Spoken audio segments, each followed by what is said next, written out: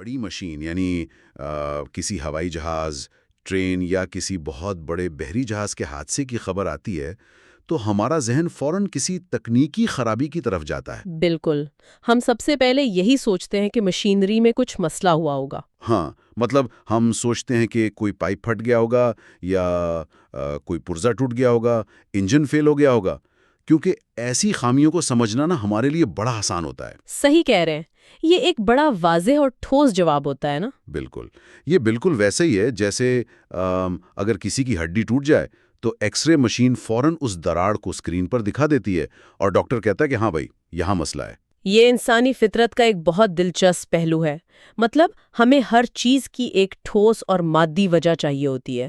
اس سے ہمارے ذہن کو تسلی ملتی ہے کہ اگر خرابی مشین میں تھی، اب ہم نے اس پرزے کو تبدیل کر دیا ہے تو اب ہم بالکل محفوظ ہیں۔ ہاں، یہ سوچ ہمیں سکون دیتی ہے کہ سب ہمارے کنٹرول میں ہے۔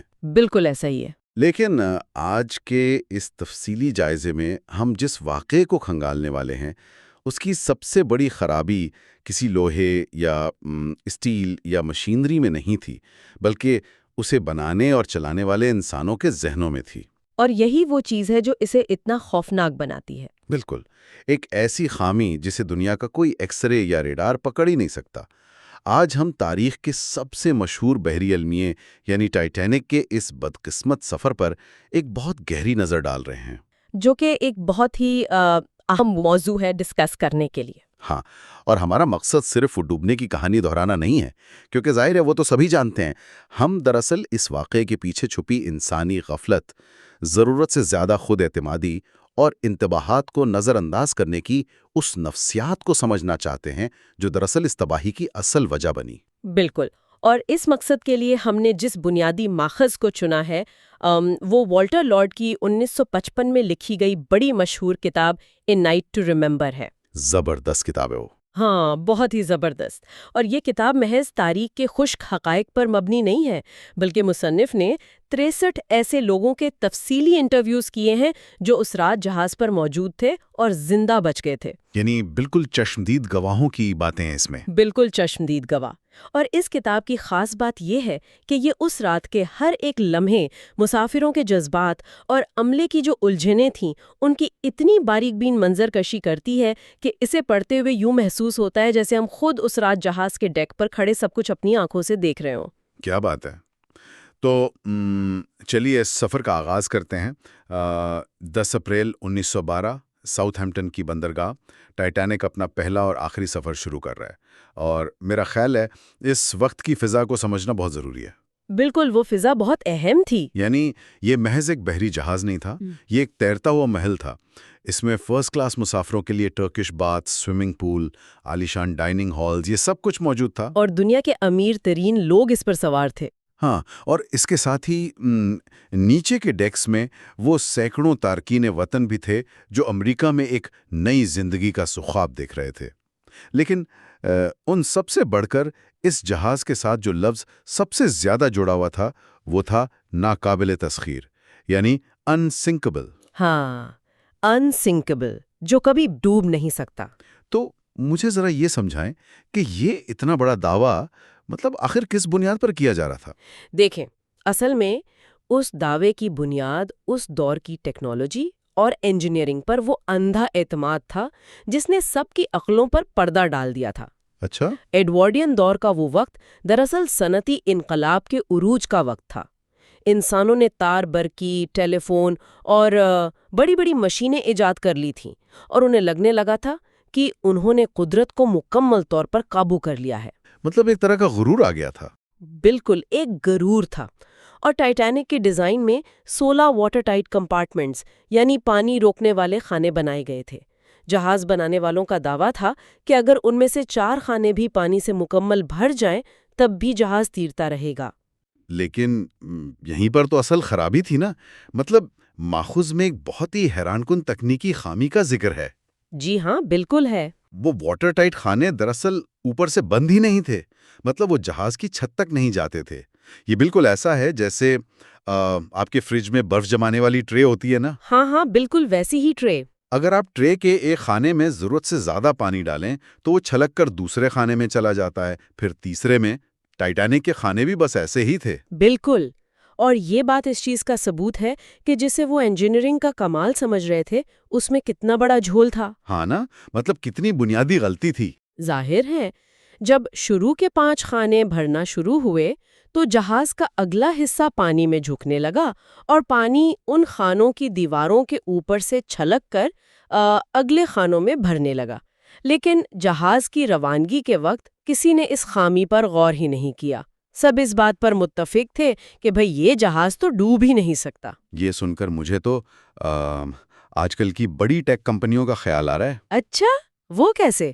مطلب یہ بالکل ایسا ہی ہے جیسے کوئی بہت بڑی ٹیکنالوجی کمپنی ایک نیا کلاؤڈ سسٹم یا کوئی سافٹ ویئر لانچ کرے اور پوری دنیا میں یہ ڈھنڈورا پیٹ دے کہ اسے ہیک کرنا 100% ممکن ہے۔ ہاں، دعوے تو بہت بڑے بڑے ہوتے ہیں۔ اور اسی غرور میں آ کر وہ کمپنی اپنے سسٹم کا کوئی ڈیٹا بیک اپ ہی نہ رکھے اور نہ ہی کوئی اینٹی وائرس لگائے، یہ سوچ کر کہ بھئی جب ہیکنگ ہو ہی نہیں سکتی تو ہم احتیاط کیوں کریں۔ یہ ایک بہت ہی زبردست مثال دی ہے آپ نے۔ دراصل جب انسان یہ مان لے کہ خطرہ آ ہی نہیں سکتا تو وہ خود اپنے ہاتھوں سے سب سے بڑے خطرے کو دعوت دے رہا ہوتا ہے۔ بالکل، اور یہی وہ نفسیات تھی جس کے ساتھ وہ جہاز سمندر میں اترا۔ اب ہم جہاز کے اس پرتعش اور گرم ماحول سے نکل کر شمالی بحر اوقیانوس کی اس سرد اور بے رحم حقیقت کی طرف چلتے ہیں جو 14 اپریل کی رات ٹائٹینک کے راستے میں تھی۔ وہ رات جب یہ سارا عالمیہ پیش آیا۔ جی، یہ وہ جگہ تھی جہاں موت برفانی تودوں کی شکل میں تیر رہی تھی۔ اس رات سمندر بالکل پرسکون تھا، بالکل شیشے کی طرح ہموار، اور حیران کرنے والی بات یہ ہے کہ یہ پرسکون سمندر ہی سب سے بڑا خطرہ بن گیا۔ یہ بات تھوڑی عجیب لگتی ہے۔ ہم تو سمجھتے ہیں کہ سمندر میں طوفان یا اونچی لہریں خطرہ ہوتی ہیں۔ ایک ہموار اور پرسکون سمندر خطرناک کیسے ہو گیا؟ دیکھیں، اس کی وجہ یہ ہے کہ جب سمندر میں لہریں ہوتی ہیں نا تو وہ برفانی تودے کے نچلے حصے سے ٹکرا کر سفید جھاگ پیدا کرتی ہیں۔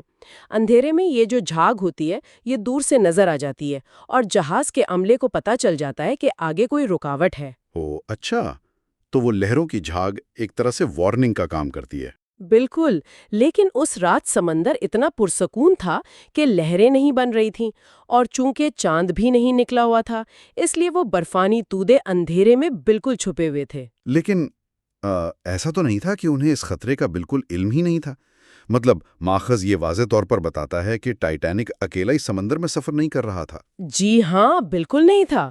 اس کے ارد گرد اور بھی کئی بحری جہاز موجود تھے اور وہ مسلسل وائرلیس ٹیلی گرام کے ذریعے وارننگ بھیج رہے تھے کہ آگے برف کا ایک بہت بڑا اور خطرناک میدان موجود ہے۔ مسلسل اطلاعات آ رہے تھے۔ تو پھر لیکن وہ پیغامات کیپٹن ایڈورڈ سمتھ تک یا تو پہنچے ہی نہیں یا پھر انہیں سنجیدگی سے لیا ہی نہیں گیا۔ آخر یہ پیغامات کیوں نظر انداز ہوئے؟ کیا یہ جہاز کے کمیونیکیشن سسٹم کی کوئی خرابی تھی؟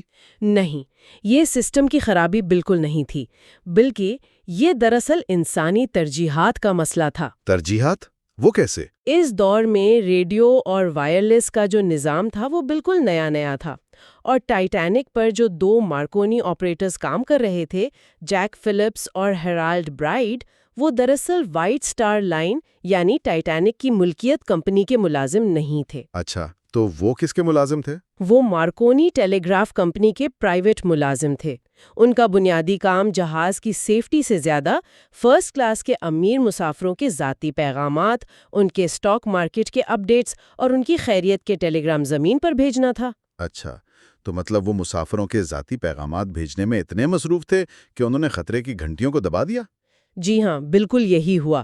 14 اپریل کی رات جب ایک قریبی جہاز کیلیفورنین نے انہیں ایک سخت وارننگ بھیجی کہ بھئی ہم برف کے چاروں طرف گھر چکے ہیں اور ہم نے اپنا جہاز روک لیا ہے، تو انہوں نے کیا جواب دیا؟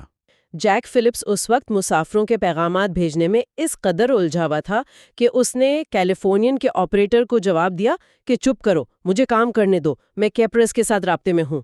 کیا بات کر رہی ہیں؟ اس نے اتنا اہم پیغام روک دیا؟ ہاں، اس نے اس اہم حفاظتی پیغام کو جہاز کے برج یعنی کپتان تک پہنچانے کی زحمت ہی نہیں کی۔ یہ بات تو واقعی رونگٹے کھڑے کر دینے والی ہے۔ لیکن میں یہاں ایک سوال ضرور اٹھانا چاہوں گا۔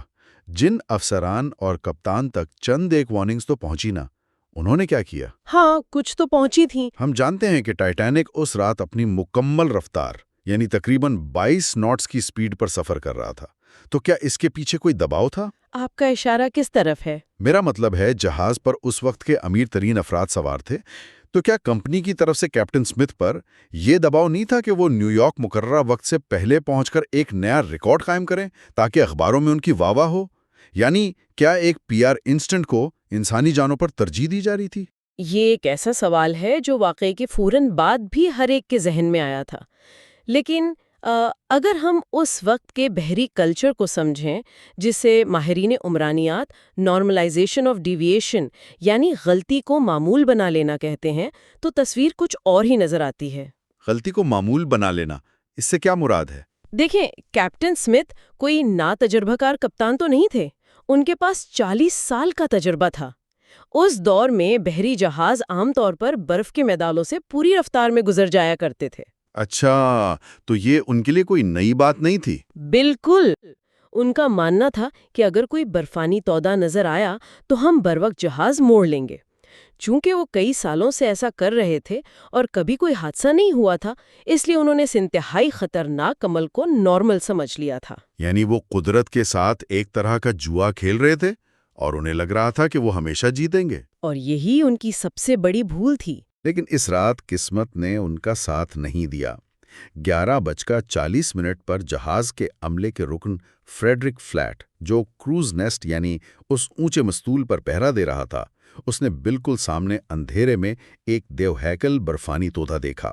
اور یہاں ایک اور بڑی انسانی غلطی کا ذکر ماخذ میں ملتا ہے۔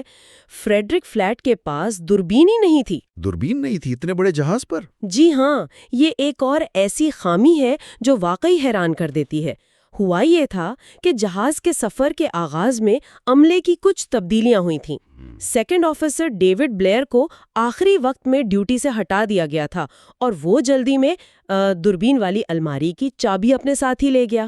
اوہو، مطلب ایک چھوٹی سی چابی کی وجہ سے اتنا بڑا بلنڈر ہو گیا؟ بالکل، چنانچہ پہرا دینے والوں کو صرف اپنی ننگی آنکھوں پر بھروسہ کرنا پڑا۔ جب فریڈرک فلیٹ نے تودا دیکھا اور خطرے کی گھنٹی بجائی، تب تک فاصلہ اتنا کم اور رفتار اتنی تیز تھی کہ جہاز کو موڑنا ناممکن ہو چکا تھا۔ اور پھر وہ ٹکراؤ ہوا۔ اچھا، مسافروں کے لیے یہ ٹکراؤ کیسا تھا؟ مطلب کیا یہ کوئی بہت زوردار دھماکہ تھا جس نے سب کو جگا دیا؟ حیرت انگیز طور پر بالکل نہیں۔ مصنف والٹر لارڈ کی کتاب میں چشمدید گواہوں کے بیانات بتاتے ہیں کہ یہ ٹکراؤ بہت معمولی محسوس ہوا تھا۔ کچھ لوگوں کو لگا جیسے کوئی بھاری لہر جہاز سے ٹکرائی ہے، کسی نے رگڑ کھانے کی ہلکی سی آواز سنی جیسے کوئی موٹا کپڑا پھٹ رہا ہو۔ مطلب لوگوں کو اندازہ ہی نہیں ہوا کہ کیا ہوا؟ بالکل نہیں۔ ڈائننگ روم میں بیٹھے لوگوں نے تو بس یہ محسوس کیا کہ ان کی میز پر رکھی چاندی کی چھریاں کانٹے ہلکے سے کانپے، اور جہاز کے ڈیک پر کچھ مسافر تو اس برف کے ٹکڑوں سے فٹ بال کھیلنے لگے جو ٹکراؤ کے بعد جہاز پر گر گئے تھے۔ فٹ بال کھیلنے لگے؟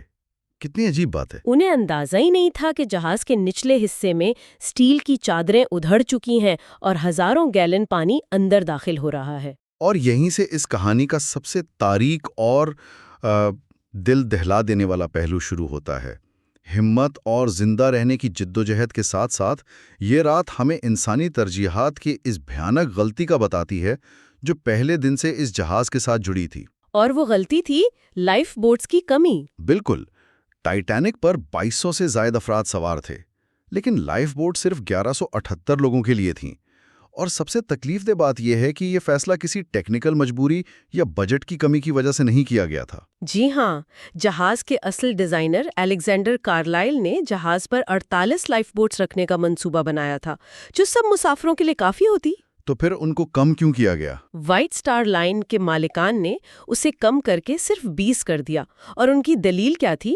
ان کا ماننا تھا کہ زیادہ لائف بوٹس رکھنے سے فرسٹ کلاس مسافروں کے لیے ڈیک پر چلنے پھرنے کی جگہ کم ہو جائے گی اور جہاز کی خوبصورتی اور آرائش یعنی اس کے ایستھیٹکس متاثر ہوں گے۔ یہ تو حد ہو گئی۔ انہیں لگتا تھا کہ ٹائٹینک اتنا محفوظ ہے کہ لائف بوٹس کی ضرورت تو صرف کسی دوسرے ڈوبتے جہاز کے مسافروں کو بچانے کے لیے پڑے گی، خود ٹائٹینک کے لیے نہیں۔ یہ سوچنا ہی کس قدر خوفناک ہے کہ ڈیک کی ظاہری خوبصورتی اس کا کھلاپن اور فرسٹ کلاس کا ویو، یعنی ان چیزوں کو باقاعدہ ریاضیاتی طور پر انسانی جانوں کے ساتھ تولا گیا اور بدقسمتی سے خوبصورتی جیت گئی۔ اور جب جہاز ڈوبنا شروع ہوا تو اس خوبصورتی کی قیمت واقعی انسانی جانوں نے چکائی۔ وہ 11:40 پر ٹکرانے کے بعد کا جو وقت تھا وہ کیسا تھا؟ وہ عجیب افراتفری کا وقت تھا۔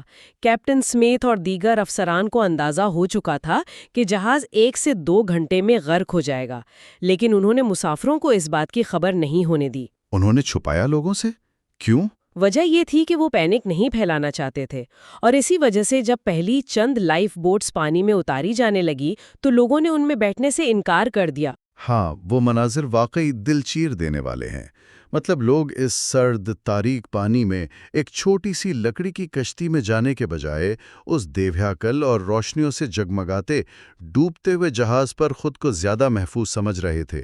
ظاہر ہے انہیں لگ رہا تھا کہ یہ صرف ایک ڈرل ہے یا کوئی معمولی مسئلہ ہے۔ ماخذ کے مطابق ایک لائف بوٹ نمبر 7 جس میں 65 لوگوں کی گنجائش تھی، وہ صرف 28 لوگوں کو لے کر پانی میں اتار دی گئی۔ سوچیں ذرا، وہ خالی سیٹاں جنہیں بچایا جا سکتا تھا وہ جہالت اور جھوٹے سکون کی بھینٹ چڑھ گئیں۔ لیکن جیسے جیسے رات گہری ہوئی اور جہاز کا اگلا حصہ پانی میں مزید نیچے جانے لگا تو مسافروں پر حقیقت واضح ہونا شروع ہوئی، اور پھر اس افراتفری میں ہمیں انسانی رویوں کے کئی رنگ نظر آئے۔ بالکل، کہیں خود غرضی تھی تو کہیں بے مثال قربانیاں۔ کچھ لوگوں نے دوسروں کو دھکے دے کر اپنی جان بچانے کی کوشش کی، تو دوسری طرف جہاز کے انجینئرز نیچے بوائلر رومز میں ہی موجود رہے تاکہ آخری وقت تک جہاز کی لائٹس جلتی رہیں اور وائرلیس کام کرتا رہے، اور ان میں سے کوئی بھی زندہ واپس نہیں آیا۔ اور پھر ایزڈور اور ایڈا سٹراس کی وہ مشہور کہانی جو میسیز سٹور کے شریک مالکان تھے۔ عملے نے ایڈا سے کہا کہ وہ عورت ہونے کے ناطے لائف بوٹ میں بیٹھ جائیں، تو انہوں نے کیا جواب دیا؟ انہوں نے صاف انکار کر دیا اور کہا کہ میں نے اپنے شوہر کے ساتھ زندگی گزاری ہے، میں انہی کے ساتھ جاؤں گی۔ انہوں نے اپنی فر کا کوٹ اپنی خادمہ کو دے دیا اور خود اپنے شوہر کا ہاتھ تھام کر ڈیک پر کھڑی رہیں۔ کتنی بہادری کی بات ہے، اور ہمیں ان کرداروں کو بھی نہیں بھولنا چاہیے جو اس رات کی بہادری کی پہچان بنے، جیسے مارگریٹ براؤن، جنہیں آج دنیا انسنکیبل مولی براؤن کے نام سے جانتی ہے۔ ہاں، مولی براؤن، ان کا ذکر تو بہت آتا ہے۔ جب ان کی لائف بوٹ کو تھوڑے لوگوں کے ساتھ پانی میں اتار دیا گیا اور ٹائٹینک ڈوب گیا تو چاروں طرف پانی میں سینکڑوں لوگ ڈوب رہے تھے۔ مولی براؤن نے اس لائف بوٹ کو چلانے والے آفیسر پر دباؤ ڈالا اور لوگوں کو اکسایا کہ وہ کشتی کو واپس اندھیرے میں لے کر جائیں تاکہ پانی میں ڈوبتے اور جمتے ہوئے لوگوں کو بچا سکیں۔ بالآخر رات کے 2:15 پر ٹائٹینک کا پچھلا حصہ فضا میں بلند ہوا، جہاز 2 ٹکڑوں میں ٹوٹا اور اس پر موجود تمام روشنیوں کے ساتھ سمندر کی تاریخ گہرائیوں میں غائب ہو گیا۔ 1500 کے قریب جانیں ضائع ہوئیں۔ مردوں نے اپنے خاندانوں کو الوداع کہا، ماؤں نے اپنے بچوں کو لائف بوٹس میں بٹھا کر خود کو موت کے حوالے کر دیا۔ وہ بچے جو زندہ بچ گئے وہ اس صدمے کو زندگی بھر نہ بھلا سکے۔ یہ واقعی ایک ایسا المیہ تھا جس کی گونج نے پوری دنیا کو ہلا کر رکھ دیا۔ یہ صرف ایک میکینیکل حادثہ نہیں تھا بلکہ ایک طبقاتی المیہ بھی تھا۔ طبقاتی المیہ، بالکل۔ تھرڈ کلاس کے بہت سے مسافروں کو تو جہاز کے نچلے حصے سے ڈیک ٹٹانے کا راستہ ہی نہیں مل سکا کیونکہ وہاں کوئی ہدایات نہیں تھی اور کئی دروازے تو بند تھے۔ یہ انسانی تاریخ کا وہ مقام ہے جہاں یہ ثابت ہوا کہ ٹیکنالوجی خواہ کتنی ہی جدید کیوں نہ ہو، اگر اسے چلانے والے غفلت، تکبر اور طبقاتی امتیاز کا شکار ہوں تو تباہی مقدر بن جاتی ہے۔ تو جب ہم اس پورے واقعے کو سمیٹتے ہیں تو یہ بات شیشے کی طرح صاف ہو جاتی ہے کہ ٹائٹینک محض ایک برفانی تودے سے نہیں ٹکرایا تھا، وہ تو انسانی غرور، لائف بوٹس کو خوبصورتی پر قربان کر دینے والی سوچ اور انتباہات کو نظر انداز کرنے کی عادت سے ٹکرایا تھا۔ بالکل، اور اس اندھے یقین کے ایک بہت بڑے پہاڑ سے ٹکرایا تھا کہ ہم نے قدرت کو فتح کر لیا ہے۔ اور یہ کہانی آج بھی اتنی ہی اہم ہے جتنی 1912 میں تھی۔ آج ہم جن پیچیدہ سسٹمز، آرٹیفیشل انٹیلیجنس اور خودکار مشینوں کے سہارے زندگی گزار رہے ہیں، کیا ہم آج بھی اسی خام خیالی میں نہیں کہ ہماری بنائی ہوئی ٹیکنالوجی ہمیں کبھی دھوکہ نہیں دے سکتی؟ سچ کہا آپ نے۔ یہ سوال ہم سب کو اپنے آپ سے پوچھنا چاہیے، کیا ہم اپنے موجودہ سسٹمز میں بھی کسی ایسے خطرناک تودے کی طرف پوری رفتار سے تو نہیں بڑھ رہے جسے ہم اپنا معمول سمجھ بیٹھے ہیں؟ اور اسی بات سے جڑا ہوا ایک آخری اور انتہائی چبھتا ہوا سوال ہے جس پر میں چاہوں گا کہ سننے والے ضرور غور کریں۔ وہ کیا؟ ٹائٹینک کے اس خوفناک حادثے کے بعد دنیا بھر کے سوئے ہوئے ضمیر جاگے۔ 1914 میں بین الاقوامی معاہدہ برائے تحفظ جان بحری یعنی سولاس کا قانون پاس ہوا۔ ہاں، جس کے تحت لائف بوٹس لازمی ہو گئیں۔ بالکل، ہر مسافر کے لیے لائف بوٹ کو لازمی قرار دیا گیا اور جہازوں میں 24 گھنٹے ریڈیو کمیونیکیشن کو قانونی حیثیت دی گئی۔ لیکن یہ جو قانون ہے، یہ جو بہتر اقدامات ہیں، یہ ہمیں انسانیت کی ایک بہت تاریخ حقیقت پر سوچنے پر مجبور کرتے ہیں۔ وہ حقیقت کیا ہے؟ سننے والوں کے لیے یہ سوچنے کا مقام ہے کہ کیا وجہ ہے کہ ہم انسانوں کو بنیادی حفاظتی اصول اور سیدھے سادے قوانین بنانے کے لیے ہمیشہ کسی بہت بڑے سانحے اور ہزاروں جانوں کے ضیاع کا انتظار ہی کیوں کرنا پڑتا ہے؟ کیا ہم انسان تباہی کا مزہ چکھے بغیر اور خون کی قیمت ادا کیے بغیر پیش کی احتیاط کرنا اور اصول بنانا کبھی نہیں سیکھ سکتے؟ اس پر ضرور سوچئے گا کہ انسان دنیا کی سب سے پرتعش اور مہنگی ترین چیز بنائے، مطلب ایک ایسا شاہکار جس پر پوری دنیا رشک کرے، اور پھر محض اس کی ظاہری خوبصورتی بچانے کے لیے اس میں سے جان بچانے والے آلات ہی نکال دیں۔ بالکل، یا پھر اس کے بنانے والوں کو اتنا غرور ہو جائے کہ وہ فطرت کے جو واضح انتباہات ہیں ان کو محض اس لیے نظر انداز کر دیں کیونکہ انہیں لگتا ہے کہ بھائی ان کی ٹیکنالوجی کو تو کچھ ہو ہی نہیں سکتا۔ اصل میں یہ انسان کی سب سے پرانی اور مہلک خامی ہے۔ ہاں، ہم سب جانتے ہیں کہ ٹائٹینک کے ساتھ کیا ہوا تھا، مطلب سب کو پتا ہے کہ وہ ڈوب گیا تھا، لیکن والٹر لارڈ کی انتہائی مشہور کتاب ہے اے نائٹ ٹو ریمبر۔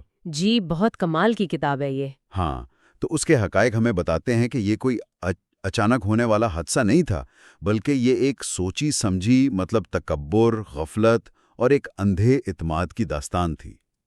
تو چلیں اس کی تہیں کھولتے ہیں۔ بالکل، یہ بہت ضروری ہے۔ آج کے اس تفصیلی جائزے کا مقصد ٹائٹینک کے المیے کے اس پہلے حصے کو سمجھنا ہے جسے ہم تباہی کا سفر اور غفلت کہہ سکتے ہیں۔ صحیح۔ اور ہم خاص طور پر 10 اپریل 1912 کو جو ساؤتھ ہیمپٹن سے سفر شروع ہوا تھا، وہاں سے لے کر برفانی تودے سے ٹکرانے تک کے واقعات دیکھیں گے۔ بالکل۔ اور دیکھیں، یہ کتاب کوئی عام تاریخی دستاویز نہیں ہے، مطلب یہ 63 زندہ بچ جانے والے مسافروں کے انٹرویوز پر مبنی ہے، جو کہ اسے بہت مستند بناتا ہے۔ ہاں، یہ ہمیں بتاتی ہے کہ جب انسان اپنے بنائے ہوئے نظام پر حد سے زیادہ خود اعتمادی کا شکار ہو جاتا ہے تو پھر ہوتا کیا ہے؟ دیکھیں، تاریخ کا یہ ایک ایسا باب ہے جس کا مطالعہ ہمیں آج بھی بہت گہرا سبق دیتا ہے۔ صحیح۔ جب ہم ان مسافروں اور جہاز کے عملے کی نفسیات کا بغور جائزہ لیتے ہیں نا، تو ہمیں نظر آتا ہے کہ تباہی سے چند لمحے قبل تک وہ کس طرح ایک غیر حقیقت پسندانہ سراب میں جی رہے تھے۔ سراب، بالکل صحیح لفظ استعمال کیا آپ نے۔ اس کے ڈوبنے کی کہانی نہیں ہے، بلکہ اصل میں یہ اس ذہنیت کے ڈوبنے کی کہانی ہے جو یہ مان بیٹھی تھی کہ ہم نے ٹیکنالوجی کے ذریعے فطرت پر پوری طرح سے قابو پا لیا ہے۔ واہ، یعنی وہ خود کو خدا سمجھ بیٹھے تھے۔ ایک طرح سے ہاں۔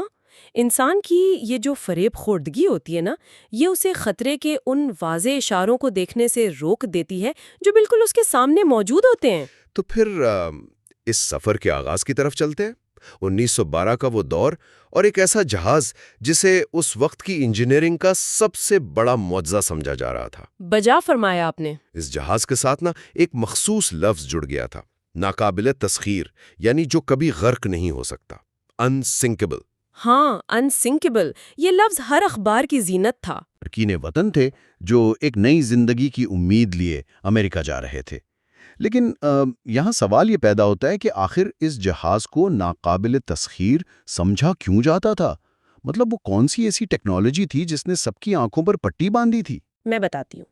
اس غلط فہمی کی جو اصل بنیاد تھی نا، وہ دراصل اس جہاز کے ڈیزائن میں چھپی تھی۔ اچھا، ڈیزائن میں کیا خاص تھا؟ دیکھیں، ٹائٹینک کو اس طرح ڈیزائن کیا گیا تھا کہ اس کے نچلے حصے میں 16 واٹر ٹائٹ کمپارٹمنٹس یعنی پانی کو روکنے والے خانے بنائے گئے تھے۔ صحیح، پانی کو روکنے والے خانے۔ جی، اور انجینئرز کا دعویٰ تھا کہ اگر جہاز کا کوئی حصہ کسی چیز سے ٹکرا بھی جائے اور ان میں سے 4 خانوں میں پانی بھر بھی جائے نا، تب بھی جہاز تیرتا رہے گا۔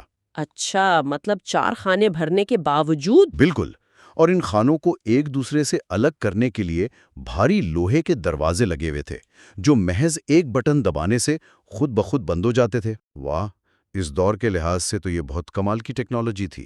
تھی تو صحیح، لیکن اسی تکنیکی تفصیل نے نہ صرف مسافروں بلکہ خود جہاز بنانے والوں کے ذہنوں میں بھی یہ بات بٹھا دی تھی کہ یہ جہاز تو کسی صورت ڈوب ہی نہیں سکتا۔ یہاں بات واقعی بہت دلچسپ ہو جاتی ہے۔ مطلب اگر میں اس واٹر ٹائٹ کمپارٹمنٹس والی بات کو تھوڑا اور سمجھنے کی کوشش کروں تو یہ تو بالکل ہمارے گھروں کے فریج میں رکھی برف جمانے والی ٹرے یعنی آئس کیوب ٹرے کی طرح ہوا ارے واہ، یہ بہت اچھی تشبیہ دی آپ نے۔ ہے نا؟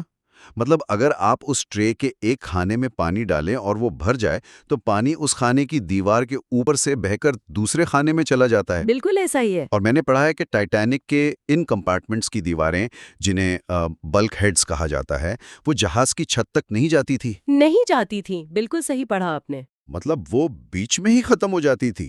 تو اگر جہاز آگے سے جھک جائے تو پانی ایک خانے سے چھلک کر دوسرے میں اور پھر تیسرے میں جانا شروع کر دے گا۔ کیا یہ اتنی بڑی انجینئرنگ کی خامی نہیں تھی؟ مجھے تو یہ سوچ کر ہی حیرت ہو رہی ہے۔ دیکھیے، آپ کا تجزیہ بالکل درست ہے۔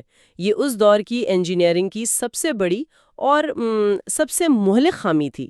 وہ دیواریں واقعی ڈیک کے بالکل اوپر تک سیل نہیں کی گئی تھیں۔ تو انہوں نے ایسا کیا کیوں؟ مطلب یہ تو کامن سینس ہے۔ بات وہی ہے نا، انہیں لگتا تھا کہ پانی کبھی اتنی بلندی تک پہنچے گا ہی نہیں۔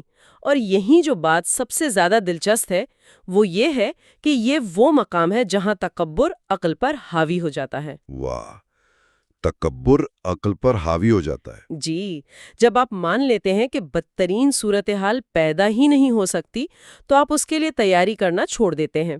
اور اس کے علاوہ اس جہاز کے اندر کا ماحول بے پناہ پرتش تھا۔ ہاں، میں نے سنا ہے کہ وہ کسی 5 اسٹار ہوٹل جیسا تھا۔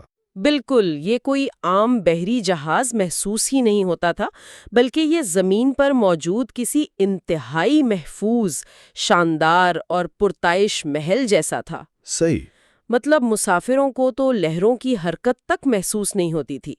اس شاندار ڈائننگ، قیمتی فانوس اور گرم ماحول نے ان کے اندر ایک عجیب سا غیر حقیقت پسندانہ اعتماد پیدا کر دیا تھا، جس نے ان کی خطرے کو بھانپنے کی جو صلاحیت ہوتی ہے نا، اسے مکمل طور پر دبا دیا تھا۔ اگر ہم اس اندھے اعتماد کو آج کے دور کے حساب سے سمجھیں تو یہ بالکل ایسا ہے جیسے کوئی آج کل کا سب سے مہنگا، جدید ترین اور خوبصورت سمارٹ فون خریدے، ہاں بالکل، لیکن وہ اس کی اسکرین پر حفاظتی کور یا اسکرین پروٹیکٹر صرف اس لیے نہ لگائے کیونکہ اس کا ماننا ہے کہ اس سے فون کی ظاہری خوبصورتی، اس کا سلم ڈیزائن اور چمک دمک متاثر ہوتی ہے۔ یہ روزمرہ کی بہت زبردست مثال ہے۔ اور وہ دل سے یہ مان لے کہ بھائی کمپنی نے اسے اتنا مضبوط بنایا ہے، اس کا شیشہ اتنا جدید ہے کہ یہ کبھی ٹوٹ ہی نہیں سکتا، چاہے وہ کتنی ہی بار کسی سخت چیز سے ٹکرا جائے۔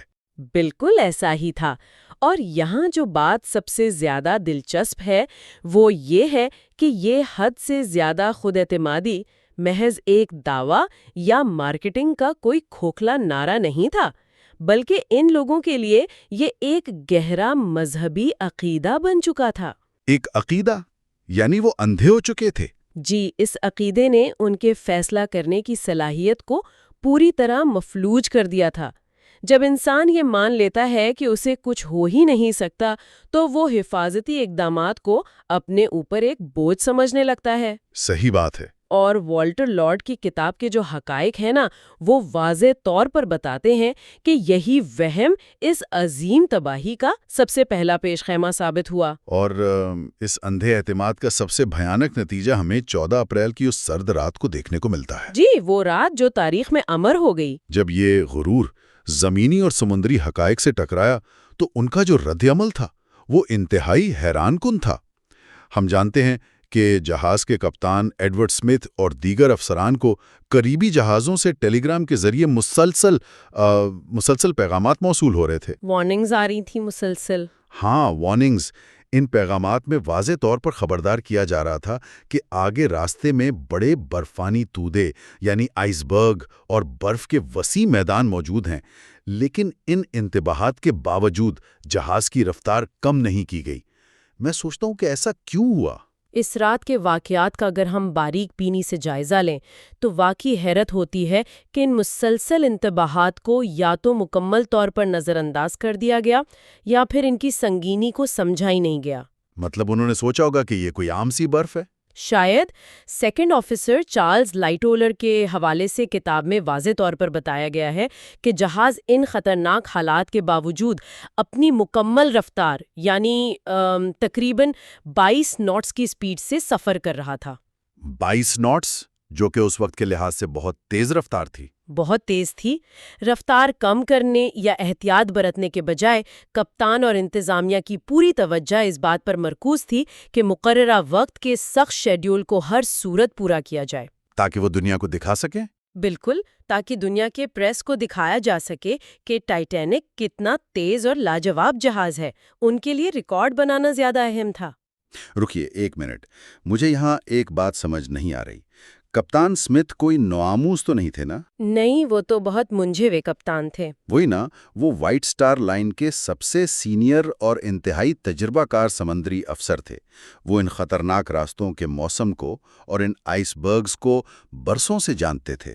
انہوں نے اتنے واضح اور بار بار آنے والے انتباہات کو آخر کیوں نظر انداز کیا؟ یہ تو ایک طرح سے مجرمانہ غفلت ہے۔ بالکل ہے۔ کیا کوئی اور وجہ بھی تھی جس نے ان کے اس کمیونیکیشن کے پورے نظام کو مفلوج کر دیا تھا؟ اگر ہم اسے وسیع تناظر میں دیکھیں تو یہ بات سمجھ آتی ہے کہ یہ دراصل ایک بہت بڑی پروٹوکول کی ناکامی تھی، اور یہاں ایک اور پہلو بھی ہے جو اکثر لوگ نہیں جانتے۔ اچھا، وہ کیا؟ اس دور میں جہازوں پر جو وائرلیس آپریٹرز یعنی مارکونی آپریٹرز ہوتے تھے، وہ جہاز کی کمپنی کے نہیں بلکہ مارکونی نامی ایک پرائیویٹ ٹیلی گراف کمپنی کے ملازم ہوتے تھے۔ اوہ، مطلب وہ وائٹ سٹار لائن کے پیرول پر نہیں تھے؟ نہیں تھے، اور ان کا جو بنیادی کام تھا وہ جہاز کے افسران کو نیویگیشن کے پیغامات دینا نہیں تھا، بلکہ ان کا اصل کام فرسٹ کلاس کے امیر مسافروں کے ذاتی پیغامات، ان کی کاروباری تفصیلات اور گپ شپ کو زمین تک پہنچانا تھا۔ کیا بات کر رہی ہیں آپ؟ جی بالکل۔ 14 اپریل کی رات کو بھی وہ آپریٹرز ان امیر مسافروں کے پیغامات بھیجنے میں بری طرح الجھے ہوئے تھے، اور ان پر کام کا شدید دباؤ تھا۔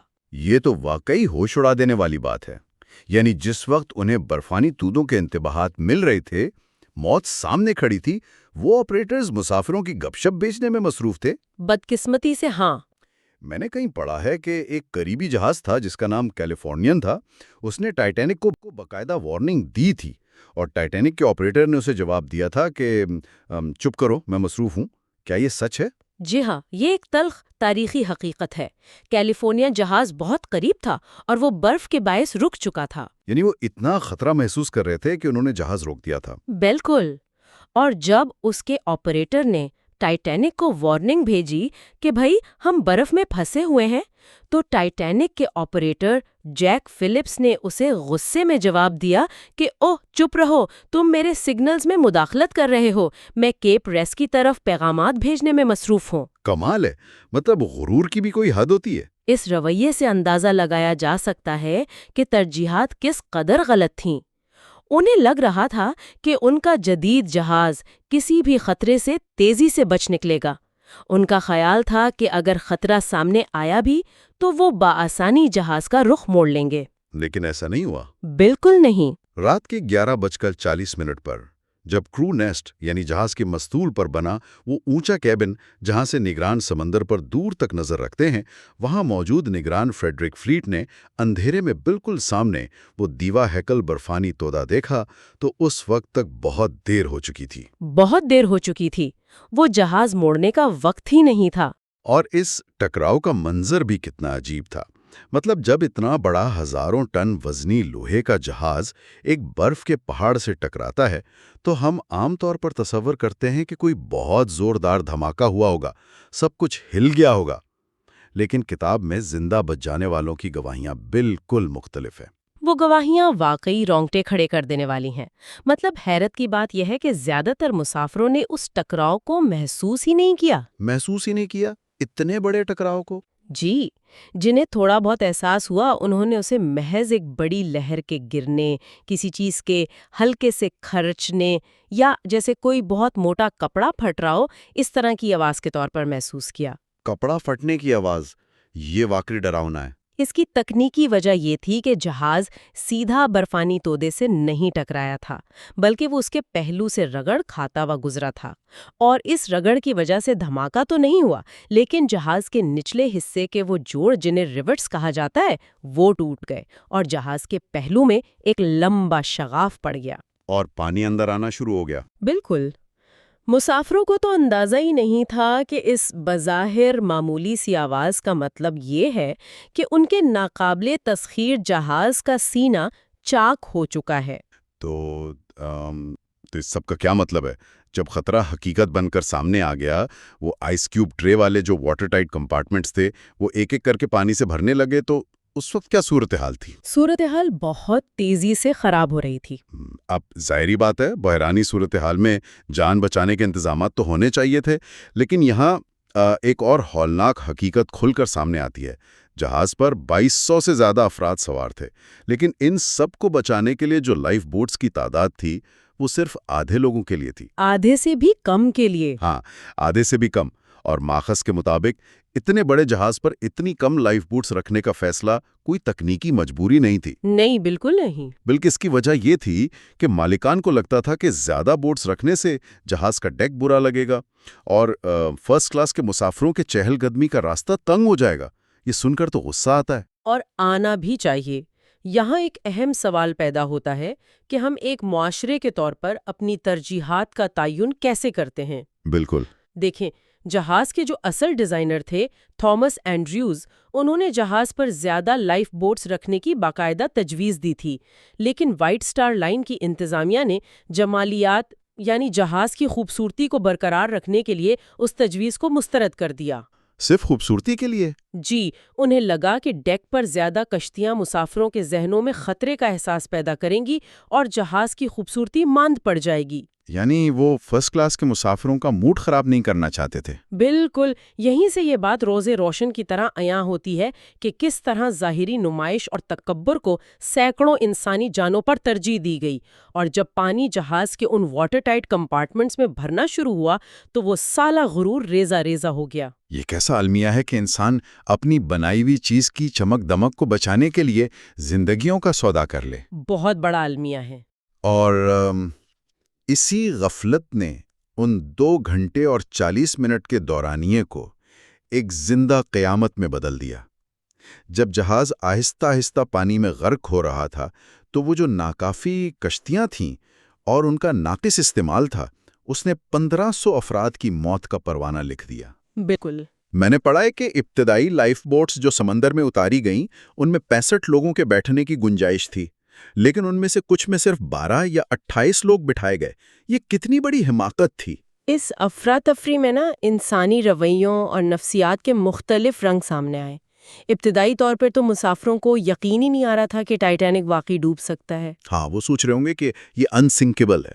جی، وہ اس گرم، روشن اور محفوظ نظر آنے والے جہاز کو چھوڑ کر اس اندھیری رات میں ایک چھوٹی سی کشتی میں برفیلے سمندر پر جانے کو تیار ہی نہیں تھے۔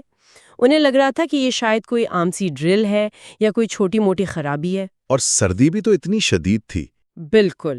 اور دوسری طرف جہاز کے افسران کو یہ خوف تھا کہ اگر لائف بوٹس کو مکمل طور پر بھر دیا گیا تو وہ وزن برداشت نہیں کر پائیں گی اور ٹوٹ جائیں گی۔ یہ تو عجیب لاجک تھی۔ یہ ان کا اپنی ہی ٹیکنالوجی کے بارے میں لا علمی کا ایک اور ثبوت تھا۔ کشتیاں ٹیسٹ شدہ تھیں مگر افسران کو پتہ ہی نہیں تھا، اور جب پانی تیزی سے اوپر آنے لگا تب سب کو حقیقت کا ادراک ہوا، لیکن اس وقت تک بہت سی لائف بوٹس آدھی خالی ہی سمندر میں اتاری جا چکی تھیں۔ اس افراتفری اور موت کے سائے میں کچھ لوگوں نے انتہائی بہادری کا مظاہرہ کیا اور دوسروں کی جان بچانے کو ترجیح دی، لیکن وہیں کچھ ایسے بھی تھے جنہوں نے بدترین بزدلی کا مظاہرہ کیا اور خواتین اور بچوں کو پیچھے دھکیل کر خود کشتیوں میں سوار ہو گئے۔ انسانی فطرت کے دونوں رخ دیکھنے کو ملے وہاں۔ بالکل۔ لائف بوٹس کا ناکافی ہونا صرف ایک ڈیزائن کی خامی نہیں تھی، بلکہ یہ انسان کے حد سے بڑے ہوئے غرور اور غلط ترجیحات کا سب سے جان لیوا نتیجہ تھا۔ اور ان آخری لمحات کی منظر کشی کرتے ہوئے ایک بات جو سیدھی دل پر جا کر لگتی ہے، وہ رات 2:15 کا وقت ہے۔ وہ آخری لمحات بہت دل خراش تھے۔ ہاں، جہاز کا آخری حصہ ہوا میں بلند ہو چکا ہے، موت بالکل سر پر کھڑی ہے، سرد پانی ہر طرف پھیل رہا ہے، اور اس وقت بھی جہاز کا بینڈ آٹم نامی دھن بجا رہا ہے۔ وہ منظر تو تاریخ کے صفحات پر ہمیشہ کے لیے نقش ہو چکا ہے۔ وہ سازندہ آخری دم تک اپنا فرض نبھاتے رہے تاکہ اس ہولناک چیخو پکار کے درمیان مسافروں کو تھوڑا سا سکون فراہم کر سکیں۔ یہ ان کی کتنی بڑی قربانی تھی۔ یہ خوبصورتی، فن اور تباہی کا ایک ایسا ملاپ ہے جسے بھلانا ناممکن ہے۔ یہ واقعہ ہمیں بتاتا ہے کہ جب بحران آتا ہے تو انسان کیسی کیسی قربانیاں دے سکتا ہے، لیکن ساتھ ہی یہ بھی ظاہر کرتا ہے کہ وہ بحران دراصل پیدا ہی کیوں ہوا۔ بالکل صحیح کہا آپ نے۔ اگر ابتدا میں ہی اس اندھے اعتماد، غرور اور لاپرواہی سے کام نہ لیا جاتا اور فطرت کے انتباہات کو سنجیدگی سے لیا جاتا تو شاید اس یخ بستہ رات کسی کو موت کی وہ آخری دھن نہ سننی پڑتی۔ ان تمام حقائق، کتاب کی انٹرویوز اور تفصیلات کو سمیٹتے ہوئے یہ بات بالکل واضح ہو جاتی ہے کہ تاریخ کا مطالعہ کرنے والوں کے لیے یہ کیوں اس قدر اہمیت کا حامل ہے۔ مطلب یہ محض 1912 میں ڈوبنے والے ایک لوہے کے بحری جہاز کی کہانی نہیں ہے۔ ہرگز نہیں۔ یہ آج کے جدید اور ٹیکنالوجی کے نشے میں دھت دور کے لیے بھی ایک سبق ہے، ایک آئینہ ہے۔ یہ ہمیں بتاتا ہے کہ صرف معلومات کا ہونا ہی کافی نہیں ہے، بلکہ ان معلومات پر درست وقت پر عمل کرنا بھی اتنا ہی ضروری ہے۔ بالکل، اور اسے ہم آج کی دنیا پر بآسانی منطبق کر سکتے ہیں۔ یہ مطالعہ ہمیں یاد دلاتا ہے کہ خطرے کے انتباہات، یعنی جو وارننگز یا ڈیٹا الرٹس ہمیں مسلسل مل رہے ہوتے ہیں، انہیں نظر انداز کرنا کتنا مہنگا پڑ سکتا ہے۔ بالکل۔ جب ہم کسی بڑے نظام پر، کسی جدید ٹیکنالوجی پر آنکھیں بند کر کے اعتماد کر لیتے ہیں، اور جب ہم ظاہری نمائش اور کاروباری مسابقت کو عملی تحفظ پر ترجیح دیتے ہیں نا، تو تباہی مقدر بن جاتی ہے۔ صحیح۔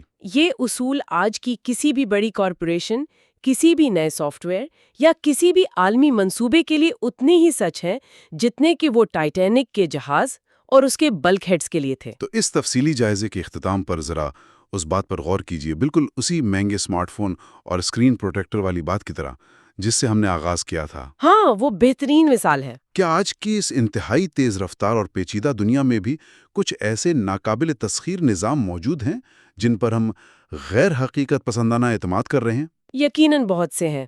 چاہے وہ ہمارے جدید مالیاتی نظام ہوں جو بظاہر بہت مضبوط نظر آتے ہیں، یا پھر آرٹیفیشل انٹیلیجنس جیسی تیز ترین ٹیکنالوجی جس کے خطرات کے انتباہات ہمیں مسلسل مل رہے ہیں لیکن ہم انہیں نظر انداز کر رہے ہیں۔ ہم اسے ایک نیا ٹائٹینک بنا رہے ہیں۔ تو ذرا سوچئے، کیا ہم بھی اپنی جدیدیت کے زوم میں انتباہات کو پسے پشت ڈال کر کسی نئے برفانی تودے کی طرف پوری رفتار سے تو نہیں بڑھ رہے؟ ایک ایسے انتہائی شاندار چمکتے ہوئے 5 اسٹار ہوٹل کا تصور کریں جہاں ہر طرف روشنی ہو، آہاں مہنگی ترین میوزک بج رہی ہو، لوگ کہکے لگا رہے ہوں، اور اچانک آگ لگنے کا الارم بجنے لگتا ہے۔ اور حیرت کی بات یہ ہے کہ وہاں موجود کوئی ایک شخص بھی اپنی جگہ سے ہلنے کو تیار نہیں۔ بالکل، کیونکہ ان سب کو اندر آتے وقت یہ بتایا گیا تھا کہ یہ عمارت تو کبھی جل ہی نہیں سکتی، یہ تو مکمل فائر پروف ہے۔ یعنی انسانی نفسیات بھی عجیب ہے نا، جب کسی شخص کو اپنی حفاظت کا اتنا پختہ یقین دلا دیا جائے تو خطرے کا الارم بھی محض ایک بیک گراؤنڈ شور لگتا ہے۔ لوگ اسے ایک چھوٹی موٹی خرابی سمجھ کر نظر انداز کر دیتے ہیں۔ ہاں، کیونکہ دماغ اس خطرے کو تسلیم کرنے سے ہی انکار کر دیتا ہے، اور یہی وہ وہم تھا جس نے 14 اپریل 1912 کی اس ٹھنڈی اور تاریک رات کو تاریخ کے سب سے بڑے عالمیے کو جنم دیا۔ بالکل صحیح کہا آپ نے۔ تو آج کے اس گہرے جائزے میں ہم والٹر لارڈ کے مشہور کتاب اے نائٹ ٹو ریمبر اور اس واقعے کی متعدد تحقیقاتی رپورٹس کو بنیاد بنا کر ٹائٹینک کے برفانی تودے سے ٹکرانے کے بعد کے آخری 2.5 گھنٹوں کا، یعنی ٹھیک 2 گھنٹے اور 40 منٹ کا تفصیلی جائزہ لے رہے ہیں۔ اور یہ محض ایک جہاز کے ڈوبنے کی کہانی نہیں ہے۔ بالکل نہیں۔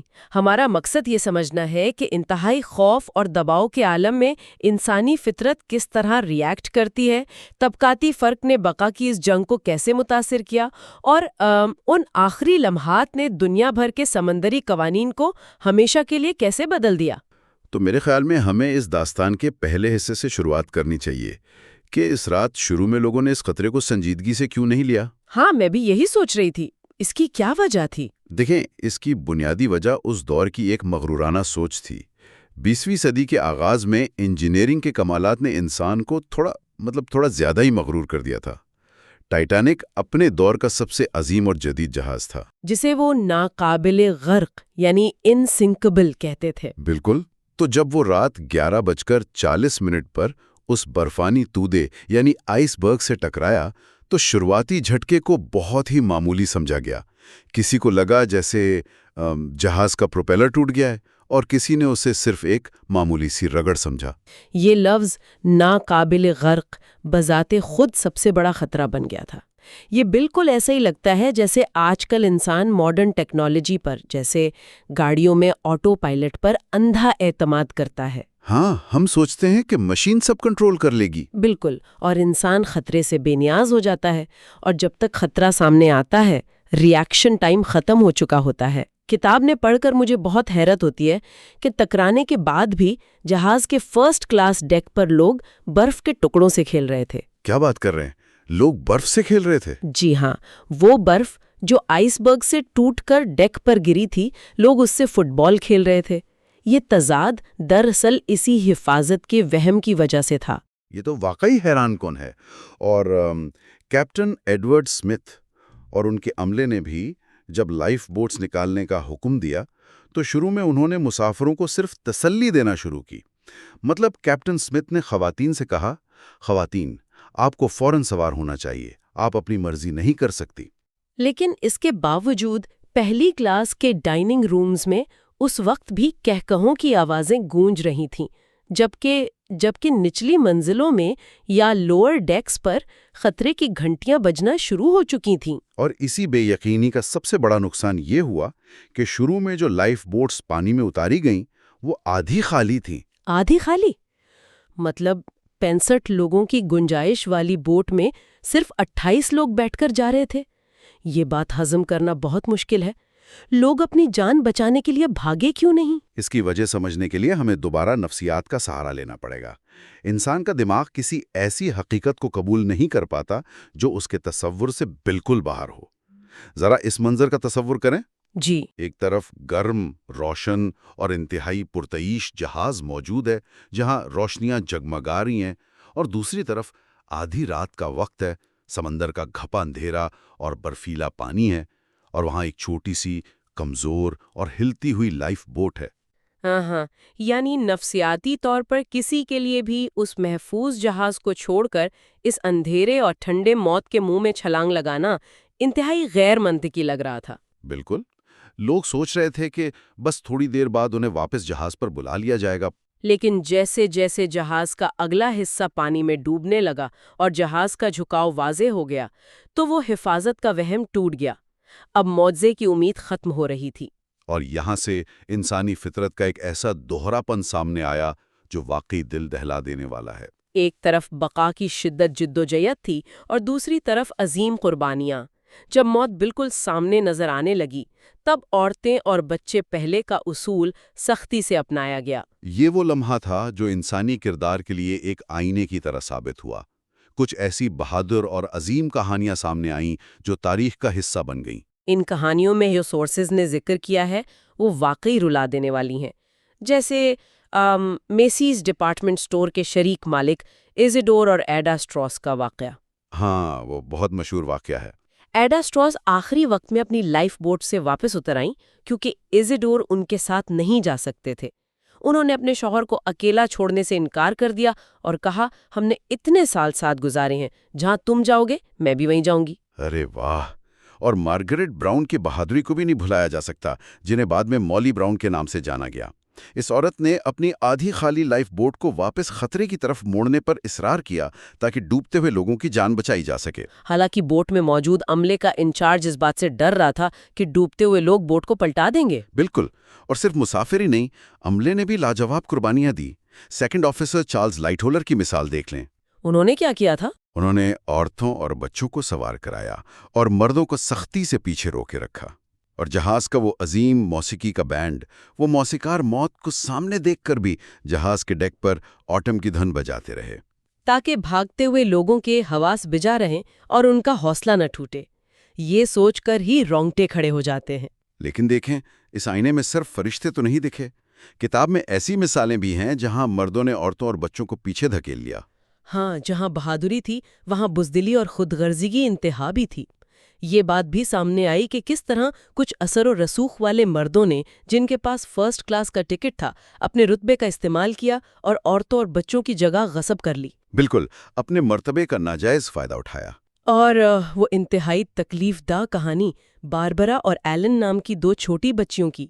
ان کی ماں نے انہیں تو ایک لائف بوٹ پہ بٹھا دیا، لیکن خود کو پیچھے چھوڑ دیا تاکہ ان بچیوں کے لیے جگہ بن سکے۔ یہ کتنی دردناک جدائی ہوگی۔ واقعی، یہ سن کر دل کام چاہتا ہے۔ جب میں یہ پڑھ رہی تھی تو میرے ذہن میں ایک بہت ہی اہم اخلاقی سوال اٹھا۔ کیا واقعی ہم ان لوگوں کو قصوروار ٹھہرا سکتے ہیں جو اس رات بزدل ثابت ہوئے؟ آپ کا اشارہ کس طرف ہے؟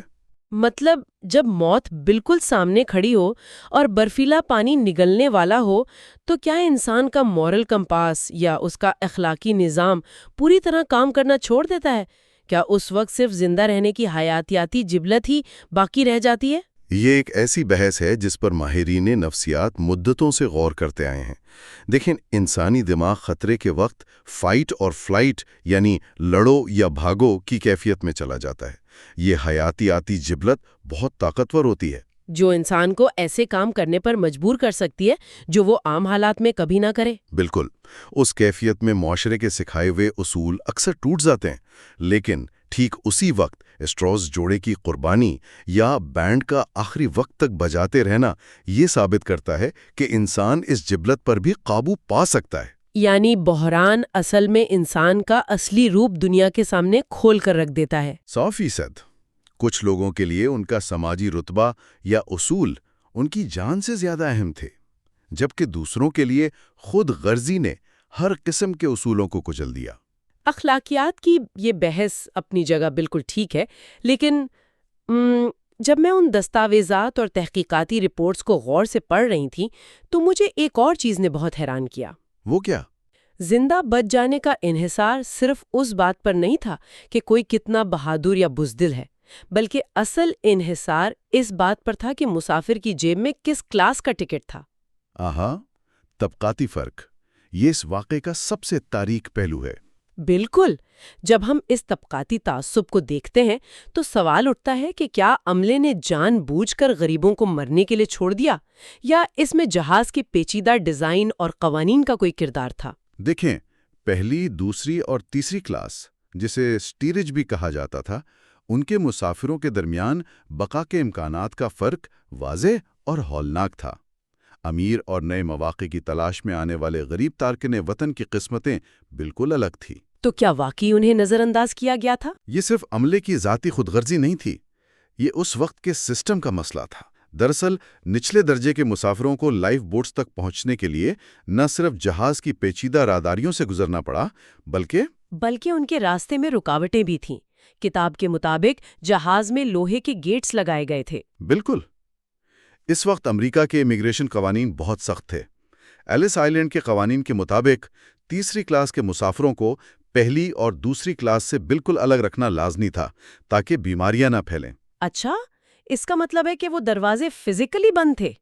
یہ تو بالکل ایسی بات ہے کہ انہیں کسی پنجرے میں قید کر دیا گیا ہو۔ جی ہاں، اور جب جہاز ڈوبنے لگا تو کسی نے ان گیٹس کو کھولنے کی زحمت ہی نہیں کی، یا شاید افراتفری میں انہیں یاد ہی نہیں رہا۔ یا اللہ! اور ایک اور بہت بڑا مسئلہ زبان کا تھا۔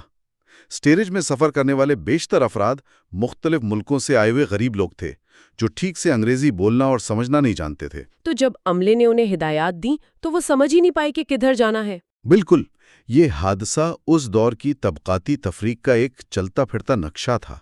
جہاز کا ڈیزائن اور ہنگامی حالات کے پروٹوکولز لاشعوری یا شعوری طور پر امیر مسافروں کو ترجیح دیتے تھے۔ جو لوگ معاشرے میں سب سے نیچے سمجھے جاتے تھے انہیں جہاز میں بھی سب سے نیچے رکھا گیا، اور وہ جسمانی طور پر خطرے کے یعنی اس ٹھنڈے پانی کے سب سے قریب تھے۔ اور اس کا نتیجہ اعداد و شمار میں صاف نظر آتا ہے۔ یہ سن کر جھرجھری آ جاتی ہے کہ 3rd کلاس کے بچوں کی موت کی شرح 1st کلاس کے مردوں سے بھی زیادہ تھی۔ کیا بات کر رہے ہیں؟ بچوں کی اموات مردوں سے زیادہ تھی؟ جی ہاں، جب اوپر لائف بوٹس آدھی خالی جا رہی تھیں اس وقت نیچے سینکڑوں لوگ اندھیرے اور بھول بھلائیوں جیسے راستوں میں دھکے کھا رہے تھے، صرف اس امید پر کہ وہ کھلی ہوا تک پہنچ سکیں۔ یہ تو اس دور کے سماجی ڈھانچے کی مکمل ناکامی کا ثبوت ہے۔ خیر، جب سورج طلوع ہوا اور بچ جانے والوں کو ریسکیو کر لیا گیا تو دنیا صدمے میں تھی۔ اور پھر وہ صدمہ غصے میں بدل گیا۔ اب سوال یہ نہیں تھا کہ کیا ہوا، بلکہ یہ تھا کہ اس کا ذمہ دار کون ہے۔ حادثے کے چند ہی دنوں بعد امریکہ اور برطانیہ میں باقاعدہ تحقیقات کا آغاز ہوا۔ امریکہ میں سینیٹر ولیم ایلڈن اسمتھ کی سربراہی میں کمیٹی بیٹھی اور انگلینڈ میں لارڈ مرسی کی سربراہی میں انکوائری ہوئی۔ اور ان انکوائریز میں انتہائی لرزہ خیز انکشافات سامنے آئے۔ مجھے سب سے زیادہ غصہ لائف بوٹس والی بات پر آیا۔ مطلب جہاز میں لائف بوٹس مسافروں کی تعداد کے حساب سے نہیں رکھی گئی تھیں۔ ہاں، بلکہ جہاز کی ظاہری خوبصورتی یعنی ایستھیٹکس کو برقرار رکھنے کے لیے ان کی تعداد کم رکھی گئی تھی۔ یہ بالکل ایسا ہی ہے نا کہ کوئی 100 منزلہ بلڈنگ بنائے لیکن پیراشوٹ صرف پینٹ ہاؤس والوں کے لیے رکھیں تاکہ عمارت کی خوبصورتی خراب نہ ہو۔ بالکل درست تشبیہ دی آپ نے، لیکن اس وقت کے قانونی اور انتظامی ڈھانچے کو سمجھنا بھی ضروری ہے۔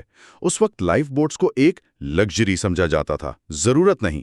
انہیں صرف مسافروں کو ایک جہاز سے دوسرے جہاز تک منتقل کرنے کا ذریعہ سمجھا جاتا تھا۔ مطلب ان کا خیال تھا کہ جہاز کبھی ڈوبے گا ہی نہیں۔ جی، وہ سمجھتے تھے کہ اگر کوئی حادثہ ہوا بھی تو جہاز ڈوبنے میں کئی دن لگائے گا اور وائرلیس کے ذریعے دوسرا جہاز مدد کو آ جائے گا۔ اور وہ رفتار والا مسئلہ بھی تو تھا۔ تحقیق سے ثابت ہوا کہ ایک سخت شیڈیول کو برقرار رکھنے کے لیے برفانی تودوں کی وارننگز کو نظر انداز کیا گیا اور تیز رفتاری کو ترجیح دی گئی۔ بالکل، افراد کی نہیں بلکہ پورے بحری نظام اور اس کی ترجیحات کی ناکامی تھی۔ لیکن اگرچہ یہ تحقیق مرنے والوں کو واپس تو نہیں لا سکتی تھی، لیکن انہوں نے اس بات کو یقینی بنایا کہ مستقبل میں ایسا سانحہ دوبارہ نہ ہو۔ اور یہی وہ انقلابی اصلاحات ہیں جو آج کے سمندری سفر کو محفوظ بناتی ہیں۔ اس حادثے کے بعد 1914 میں بین الاقوامی کنونشن برائے تحفظ زندگی سمندر یعنی سولاس کا قیام عمل میں آیا۔ اس کے تحت نئے اور سخت قوانین بنائے گئے۔ سب سے اہم تو یہ کہ ہر جہاز کے لیے تمام مسافروں کی تعداد کے برابر لائف بوٹس کا ہونا لازمی قرار دیا گیا۔ اب کوئی یہ بہانہ نہیں کر سکتا تھا کہ جہاز کی خوبصورتی خراب ہو رہی ہے۔ بالکل، اور اس کے علاوہ وائرلیس مواصلاتی نظام اور مسلسل ریڈیو واچ کو لازمی کیا گیا تاکہ مدد کی پکار فوراً سنی جا سکے۔ ہاں، کیونکہ اس رات ٹائٹینک کے قریب ایک جہاز موجود تھا، لیکن ان کا ریڈیو آپریٹر سو رہا تھا نا؟ جی بالکل، کیلیفورنیا نامی جہاز بہت قریب تھا پر رابطہ نہ ہو سکا، اسی لیے سولاس نے ریڈیو واچ لازمی کر دی اور شمالی بحر اوقیانوس میں آئس برگ پیٹرولنگ بھی شروع کی گئی۔ یہ سن کر واقعی ایک تلخ حقیقت کا احساس ہوتا ہے کہ انسانی تاریخ میں اکثر اوقات ایک بہت بڑے سانحے کے بعد ہی عام فہم قوانین وضع کیے جاتے ہیں۔ کیا ہم حادثے کے بغیر سیکھ نہیں سکتے؟ دیکھیں، انسان کا ٹیکنالوجی پر مبنی مغرورانہ سوچ ہمیشہ اسے اندھا کر دیتی ہے۔ ٹائٹینک نے سوچ کو غرق کر دیا۔ اس سانحے نے دنیا کو مجبور کیا کہ وہ لگژری اور منافع پر انسانی جان کے تحفظ کو ترجیح دے۔ واقعی، تو سننے والوں کے لیے ہم آج کی اس گفتگو کو سمیٹتے ہوئے یہ یاد دلانا چاہتے ہیں کہ ہمارا یہ جائزہ صرف ایک جہاز کے ڈوبنے کی کہانی نہیں تھا۔ بالکل، ہم نے دیکھا کہ ان 2.5 گھنٹوں پر محیط خوف میں طبقاتی فرق کیسا تھا، بہادری کی عظیم داستانیں کیا تھیں، اور بزدلی کے تاریخ پہلو کیسے سامنے آئے، اور کیسے اس کے نتیجے میں بننے والے عالمی قوانین نے آج کے سمندری سفر کو محفوظ بنایا۔ یہ ایک ایسی رات تھی جس نے تاریخ کا رخ موڑ دیا۔ جی، لیکن آخر میں چاہوں گی کہ ہم ایک گہرا اور غور طلب سوال چھوڑ کر جائیں جو پچھلی گفتگو سے آگے کی سوچ بیدار کرے۔ ضرور۔ فرض کریں اگر اس رات ٹائٹینک کا یہ خوفناک حادثہ پیش نہ آتا، اگر وہ بحفاظت اپنی منزل پر پہنچ جاتا، تو کیا اس بات کا قوی امکان نہیں تھا کہ مستقبل قریب میں کوئی اس سے بھی بڑا جہاز جس میں کئی گنا زیادہ مسافر سوار ہوتے، لائف بوٹس اور حفاظتی قوانین کی اسی کمی کے باعث کسی اور حادثے کا شکار ہوتا؟ واقعی، اور اس صورت میں جانی نقصان اس سے کئی زیادہ ہولناک ہوتا۔ تو سوال یہ ہے کہ کیا ٹائٹینک کی تباہی وہ بھاری قیمت تھی جو موجودی دنیا کو محفوظ بنانے کے لیے ادا کرنا ضروری تھی؟ اس سوال کے ساتھ ہم آج کے اس گہرے جائزے کو یہیں ختم کرتے ہیں۔